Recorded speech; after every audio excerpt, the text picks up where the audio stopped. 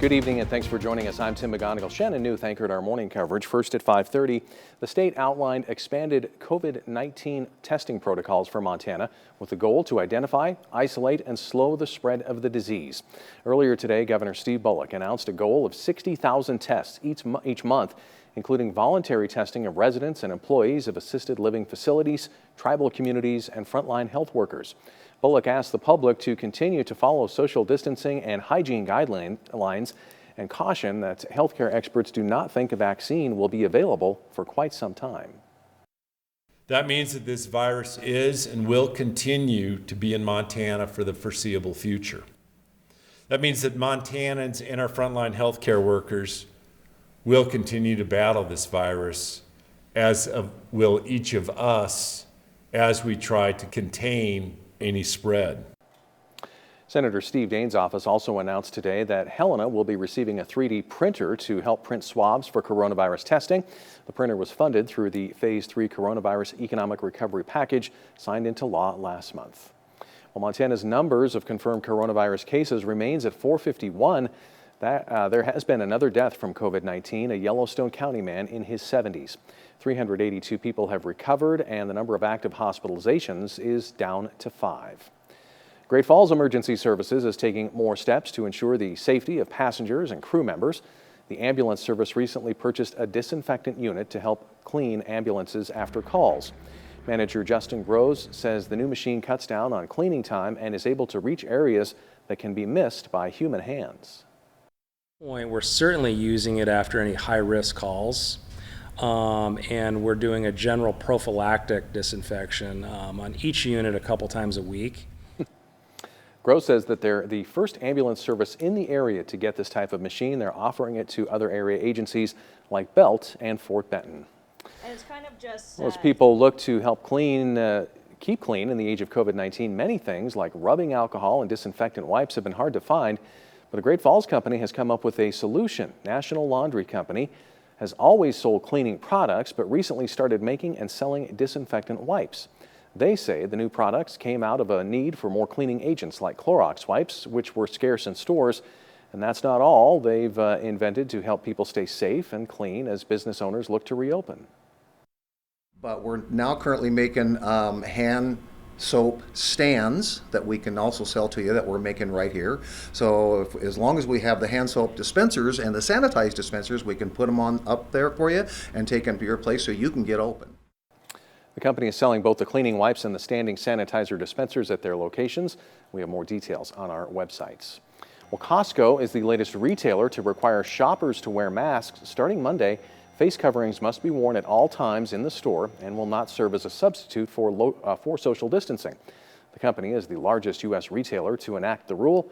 Children under 2 and people who can't wear one because of a medical condition are exempt. The Department of Public Health and Human Services reported an increase in Montanans opening accounts for public assistance during the pandemic. Director Sheila Hogan says nearly 5,300 Montanans opened an online account in the last 30 days for food assistance, health coverage, and more. Now over 25,000 Montanans have an account with the agency.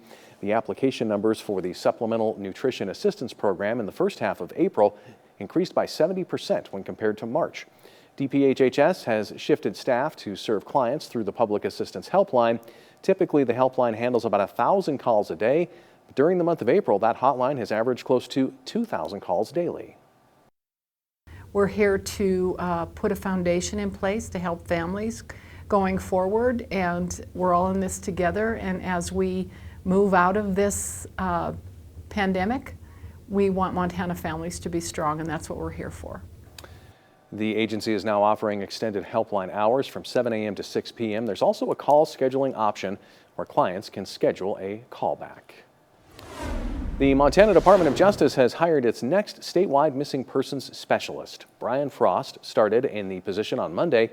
He's worked for the department for more than 10 years, including 3.5 working on the State Criminal Justice Information Network and Missing Persons Clearinghouse. He's also provided missing persons training to law enforcement and to the public. Frost replaces the first missing persons specialist, Misty LaPlante. She resigned last month. Frost says he wants to keep educating the public about the support that's available in missing persons cases. One of the things I really want to do is dispel that myth of we have a waiting period to report your loved one missing. And for us, you're going to talk to your friends, your family, you're going to try to find that loved one before you call law enforcement, and that's all perfectly reasonable. But just remember that there is no waiting period and that people should call right away if a loved one is missing. Frost said he wants to remind people that law enforcement is still treating missing persons cases the same despite COVID-19 restrictions. He said they have seen a number of missing youth reported in recent weeks, but many have been found safely. Well, ballots for Montana's primary election will be mailed to all currently registered voters on May 8th. But if you're not yet registered, there's still plenty of time to register and get a ballot mailed to you. Due to the coronavirus outbreak, the June 2nd primary election will be Montana's first statewide all-mail ballot. County election workers across the state are getting ballots ready to mail a week from Friday to all registered voters. If you're not registered, you have until late May to send a signed voter registration form to your local county election office. You'll still get a ballot mailed to you. After May 26th, election officials recommend you register in person to ensure your ballot will be on time and be counted. And if you're not sure you're registered, election officials say you should visit the state website, myvoterpagemt.com, to check your status. If your address is correct and your status is active, you're set to have a ballot mailed to you on May 8th. If you're not registered or you need to update your address or you're inactive, then you should send in an updated form to us as soon as possible so that we can mail you a ballot on May 8th. We'll continue to send out ballots daily, starting May 8th and daily until the day before the election. Voter registration continues up until and through Election Day on June 2nd. Well, this weekend will be your first chance to see all of the major party candidates for governor debate the issues important to Montana. Produced in partnership with the Montana Broadcasters Association and the Greater Montana Foundation, the governor debate kicks off at 6 with the Democratic candidates, followed by the 3 Republican candidates at 7, and that can be seen right here on MTN. Well, if you've been waiting for a warm-up, it's finally here. Our Storm Tracker weather team is tracking the warmest day of the year so far. Brandon Michaels joins us now. Brandon, we've even seen some 80-degree temperatures today. Yeah, broke 80 in the capital city today. Had a couple of other spots get very close to 80 degrees. We're going to start with those current temperatures. It's still in the 80s in Helena, 82 degrees there right now. 77 in Great Falls, although it was a little bit warmer in Great Falls earlier in the afternoon. It's 78 in Fort Benton and also 78 in Jordan. 70s and 80s all across the board. Really comfortable. We're going to kind of zoom in on Helena, though. That is our warm spot. Still a good amount of sunshine in the capital. A little bit of a breeze out of the south, gusting to 21 miles per hour, but really nice warm day. By far the warmest day of the year so far. By far the warmest day in Great Falls, even though it's not quite as warm as in Helena. A little bit more cloud cover in Great Falls. We still do have that south wind at 9 miles per hour, but overall it's been a pretty nice day today. But we are tracking some concerns as we head into tomorrow. The potential for some thunderstorms. Anywhere in the light green could see a thunderstorm. In the darker green shading there, that's where we actually have the risk for a couple of stronger storms or even some severe weather popping up. So we're going to watch that very closely tomorrow, and we're going to talk more about those storm chances later in the show. All right, thanks, Brandon. Well, ice cream trucks normally start operating later in the summer, but part owner Aiden Heffernan is loading up the Lickety Split truck and heading out to take away the blues of Great Falls. MTN's Jennifer Walter has more. With the governor's stay-at-home order, people have been stuck in their homes and practicing safe social distancing, which can cause a lot of stress. Great Falls' unique ice cream delivery company opened early this year to try and help. Everyone's all inside and kind of cooped up, and we thought our ice cream truck could kind of cheer them up a little bit. Aiden also says they wanted to take steps to make sure customers are staying safe by having employees wear gloves and masks, adding a hand sanitizer station at their counter, and since their food is pre-packaged, it adds another level of cleanliness. So it's a lot easier for our customers to sanitize it themselves when they get home if they'd like to. So whether you're looking for an excuse to get outside and enjoy the nice weather or get the kids out of the house for a little bit, all you have to do is listen for Lickety Split's music, or you can check out their Facebook page to find out what neighborhood they're going to be in. In Great Falls, Jennifer Walter, MTN News. Coming up, a nonprofit organization is horsing around and helping some vulnerable citizens during the pandemic.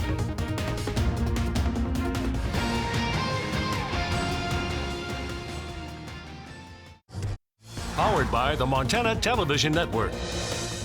The 5:30 news continues on Montana's news leader, Welcome back. Eagle Mount is adjusting their role to comply with Phase 1 of the governor's reopening of Montana. The nonprofit's summer program includes taking horses to nursing homes and assisted living facilities for distant viewing. The idea is to bring smiles to the residents who don't get out too much. They will have a horse and a mini horse dressed as bandits, complete with cowboy hats and bandanas. For residents, seeing the animals can be a trip down memory lane. You know, we've got a lot of people who have either they're ranchers or they've had horses or they just love animals. And so, a couple of them are talking about their dads and how they used to ride horses when they were kids with their dads. And it brings a lot of wonderful memories back, and it's just a wonderful talking point for them. Eagle Mount will take the program to Beehive Homes tomorrow. Well, with the warmer temperatures filling up the air, a Great Falls woman is taking her cooking skills to the street. She's opening up a food truck called Nourish, where they serve all kinds of food bowls. Owner Lindsay Gutierrez sees it as an opportunity to give the Electric City a bite of something different. Great Falls has been lacking some of the food that I like to eat, and I've been looking for it, and we've been lacking some food trucks. And that's kind of my favorite way to get food, so we just decided if somebody else wasn't going to do it, we might as well. And they'll be serving at the IGA Snyder Drug parking lot for dinner. You can watch their Facebook page for updates. The food is limited. They will serve until they sell out. Well, N-Bar, The Block, and Pasta Montana in Great Falls are teaming up to give back to the community. They donated a little over 1,000 pounds of dried pasta and 500 jars of marinara sauce to Great Falls Public Schools. The businesses saw this as an opportunity to help fill up food pantries and help others in times of need. Just this time of year, the food pantries for the Great Falls Public Schools a little bit short, so we saw it as a need and thought that we could jump in there and use our resources to do good. The pasta was distributed to a number of different school pantries. Well, today was warm and dry for most of us, but we've got a pretty good chance for some rain. Needed some thunderstorms in the forecast. We'll tell you when those are coming up next. Now, here's your Storm Tracker weather forecast with meteorologist Brandon Michaels. Well, for most of us, as we've been saying, the warmest day of the year so far. Couple of exceptions. We've seen Glasgow hit 76 a little bit earlier this year. They've not quite got that today, and Havre tying their mark from earlier this year. But the rest of us, with our high temperatures in the lower 70s, even 60s, have seen a pretty big improvement. Again, high temperature today in Helena, 82 degrees, the warmest spot on the board. Close to 80 in Great Falls, pretty close over in Jordan too, 72 in Cutbank, 74 in Lewistown, 70s, and that 180-degree reading all across the board today. Really nice, mild day. That warm air right on top of us right now, that is going to be moving away from us tomorrow, though. That's allowing some cooler, not cold, but slightly cooler air moving in. And also with this ridge breaking down, we're going to see the flow of moisture from the Pacific. That's going to give us some showers in the forecast, and that's really going to be the big focus as we head over the next 24 hours here. Already seeing a few showers, very light sprinkles up on the high line, nothing real significant there. A little bit heavier rain is falling in northwestern Montana, and we are going to see the chance for a couple of showers late tonight. But that better chance is going to be coming on a Thursday. So let's time out Future Track. Future Track really not doing a great job picking up on that activity to our west. I do think we could see some showers through the midnight hour, and definitely as we head into early tomorrow morning. A little bit more activity than what Future Track is showing here. So late tonight, probably after midnight, we will have the chance to get into a little bit of rain. But I definitely agree that by the time we get to tomorrow afternoon, we're going to start to see the development of more showers. And by the later afternoon hours, probably a few thunderstorms across the area, and those are going to linger into the evening hours for us on Thursday and even into Thursday night. You can see we're still tracking rain, still tracking thunderstorms, so it's really later in the day tomorrow where we've got the better chance for rain. And again, thunderstorms possible, even a couple that are a little bit on the stronger side, so some gusty winds, some hail, and heavy downpours, the main threats there. As far as tonight, staying very mild with the clouds currently moving in. It's going to act like a little bit of a blanket for us. So 53 in Hayes, 52 in Helena, 51 in Great Falls, down to 47 over in Wolf Point. So a very mild night tonight as far as temperatures through the day tomorrow. Comfortable for the most part, still actually above average for this time of year, but nowhere near as warm as what we saw today. And again, as you get in the afternoon hours, you start to see more clouds, you start to see those showers picking up, temperatures kind of playing off for most of us. We are still going to have some warm spots tomorrow, though. 70 for Lewistown, 73 in Great Falls and Helena, 68 in Cutbank. But look at the temperatures farther to the east where things are going to be still warmer. In fact, a little bit warmer than we were today. 81 in Malta, 82 the high tomorrow in Glasgow. So that'll be the warmest day of the year there. Fortunately, not adding a ton of wind on top of that, the exception being if we do get into a couple of those thunderstorms. We could see some briefly gusty winds, and that's what we're tracking. Showers and storms, especially later in the day tomorrow. Mostly sunny for Friday. More sunshine for us on Saturday with maybe a couple of pop-up showers later in the day. A couple of scattered storms for us on Sunday, and then things calming down a little bit as we head into next week. In general, once we get to about Sunday, our temperatures are going to get a little bit closer to normal for this time of year. More or less same pattern in Helena. Probably a little bit better chance for rain tomorrow in Helena compared to Great Falls. Again, some rumbles of thunder or some storms possible. Mostly sunny by Friday and Saturday with maybe a couple of showers on Saturday. More showers and storms on Sunday, and then things kind of calm down and cool off as we head into next week. Tim? Well, while some American Legion baseball teams are still sidelined, there's one team that's already back on the field. Never before have we been so excited to see a practice session. That's next. Powered by the Montana Television Network. The 5:30 news continues on Montana's news leader. Well, we told you on Tuesday that Legion baseball teams in Montana were cleared to take the field in Phase 1. Now MTN's Tom Wiley shows us what practicing in a pandemic looks like for the Great Falls Chargers. For a second at Don Olson Field, you could almost forget that we were in the middle of a global pandemic. For the first time in what seems like forever, an organized sports team is practicing. It's exciting just to be out here. You know, when this whole thing first started, there was a lot of doubt that we'd be able to get to this point, and just kind of nice to get back to a little bit of some normalcy. When Governor Bullock announced a phased reopening in Montana, it opened up the door for the state's 62 Legion baseball teams to begin practicing. The Great Falls Chargers received approval from the Cascade County Health Department on Tuesday morning and hit the field later that afternoon, albeit with some changes. We kind of submitted a proposal to them of how we were going to practice. We're running 2 sessions, so we limit the amount of kids that we have out here at one time. Trying to stay 6 feet apart. I know it's kind of hard to do out here playing catch and stuff like that. After at practice, we have to take out every ball and wipe it down. It takes time out of our practice and what we could be doing more stuff, but we got to stay safe too. So games are still a ways off. The Chargers are eyeing May 22nd as their potential Legion opener, but that's all contingent on Montana moving to Phase 2 of reopening. If we get into Phase 2 and we're able to play games, there would be no fans in there. We'll have to live stream games for people to watch. I think at this point we'll take whatever we can get. Despite the added challenges of social distancing at practice and the uncertainty of what the future holds for Legion baseball, there's no place the Chargers would rather be and nothing they'd rather be doing. Now we don't have a schedule and we just kind of going with the flow. So we don't know how to really prepare right now, but it feels like we're getting back to normal and we're just taking the steps to get there. Tom Wiley, MTN News. Well, teams will begin practice on a city-by-city basis. For more information on which teams are moving forward and what precautions are in place, you can visit montanasports.com.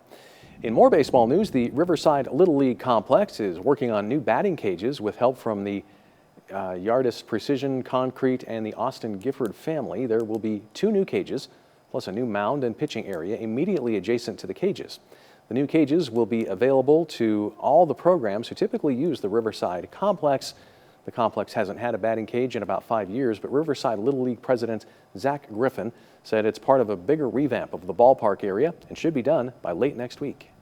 We're planning on being able to host some other tournaments here for the travel ball clubs, so that'll help with the batting cages, and then all the maintenance that we've done here in the last 4 years to the ballpark, it's improved 100 times fold than what it was before. So it's just making it an inviting area for kids to come play and families to get involved in Little League here in town.